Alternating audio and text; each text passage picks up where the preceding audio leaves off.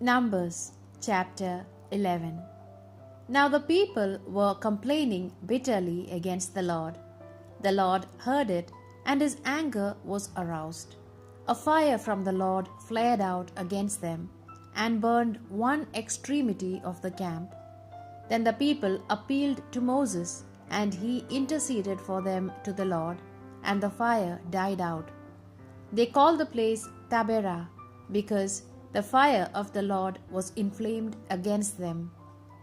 Now the rabble among them had greedy desires, and even the Israelites raised a lament once again and said, "Who will give us meat to eat? We remember the fish we ate without cost in Egypt, the cucumbers, the watermelons, the leeks, the onions, and garlic. Now our appetite is gone. There's nothing to look at, nothing but manna." Now the manna was like coriander seed and had the appearance of bdellium. The people went about gathering it up and then ground it between millstones or pounded it in a mortar. They boiled it in a pot and made cakes with it, which tasted like cakes made with oil. As soon as dew fell at night on the camp, the manna too fell with it.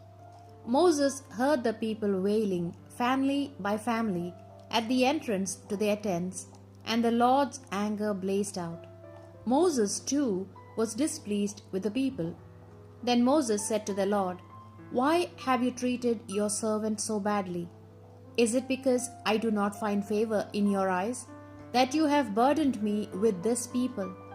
Did I conceive all these people, and did I give birth to them, that you request me to carry them in my bosom to the land you promised to their fathers, as a nurse carries an infant? Where would I get meat for all these people, when they come wailing to me and say, 'Give us meat to eat'? I cannot myself alone carry all these people. The burden is too heavy for me. Take my life rather than treat me like this. I beg of you, if I find favor with you, and let me not experience such misery." The Lord said to Moses, "Call together 70 men from the elders of Israel, whom you recognize as elders and officers over them, and bring them to the tent of meeting, and let them take their stand there with you.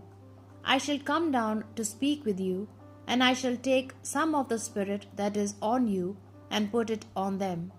From now on, they will share with you the burden of the people, so that no longer will you bear it alone.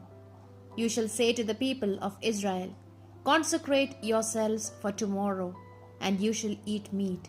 For you have raised a lament in the hearing of the Lord, saying, Who will give us meat to eat?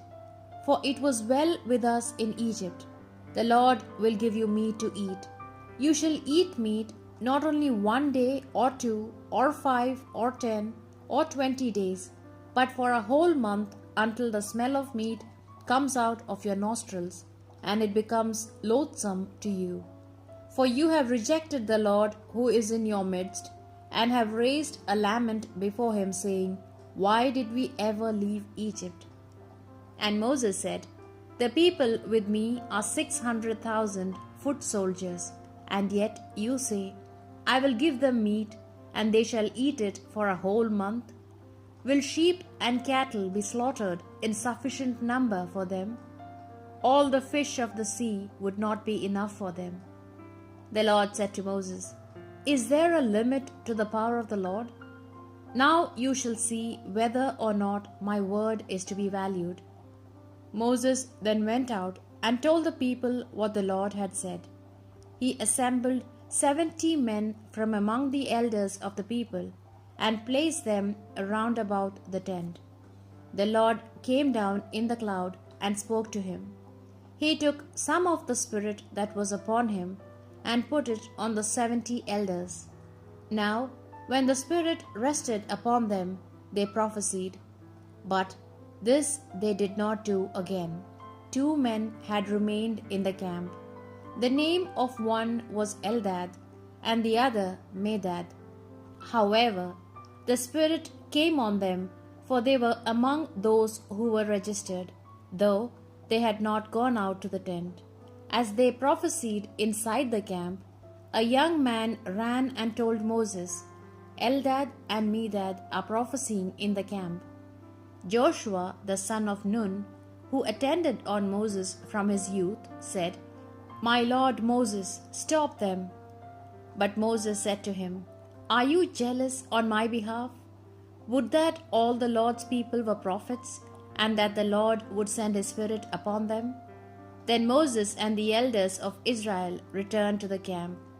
The wind arose, sent by the Lord, that drove in quails from the sea, and let them fall on the camp, covering the distance of a day's walk on one side and almost a day's walk on the other side, all around the camp. They came up to a level of about 2 cubits from the ground.